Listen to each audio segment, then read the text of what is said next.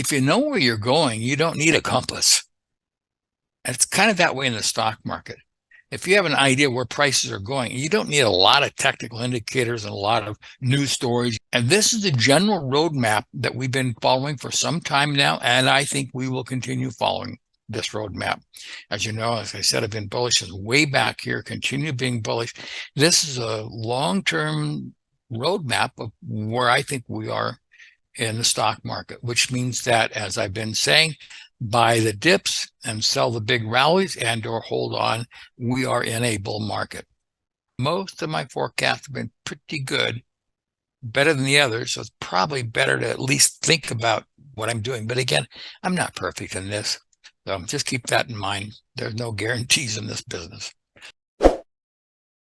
The war on inflation was won in 2022. And I say that because this chart was prepared at the first of 2022, and that was my cycle for inflation. The red line is a cycle for inflation. The black line is a 12-month rate of change for inflation.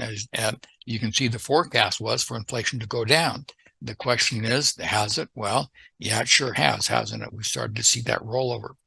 Not only that, and this has been a good long-term buy indication, when inflation can give really good buy signals in the stock market. When it comes down for 3 consecutive time periods, look what happened. There's a buy signal. There's a buy signal. Our last one was right back here. So the inflation buy signal is still in effect. Inflation starts to come down, stocks rally. Inflation comes down, stocks rally. What's inflation been doing? The rate of change of inflation has been coming down. You cannot argue that. That's just simple economic mathematics, and that is bullish for stock prices. Another reason to continue with a bullish outlook on stock prices itself. Okay, the NASDAQ has been the real strong market here recently. I think we can learn a lot from that.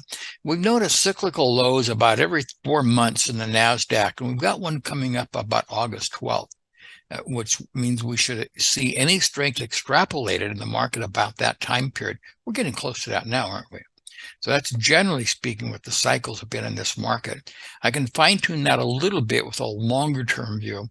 The blue line is a very long-term view of the NASDAQ. Now, remember, just because cycles top out doesn't mean prices will. It means what these lows, we accentuate moves in the market.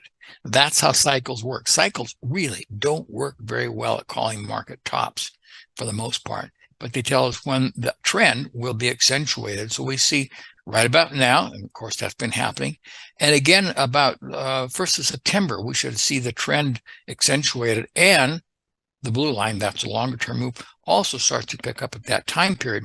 So we're starting to see an accentuation of price. There's this opportunity, and the next really great buying opportunity based on cycles in the NASDAQ around the end of September, when everything gets in gear back to the upside.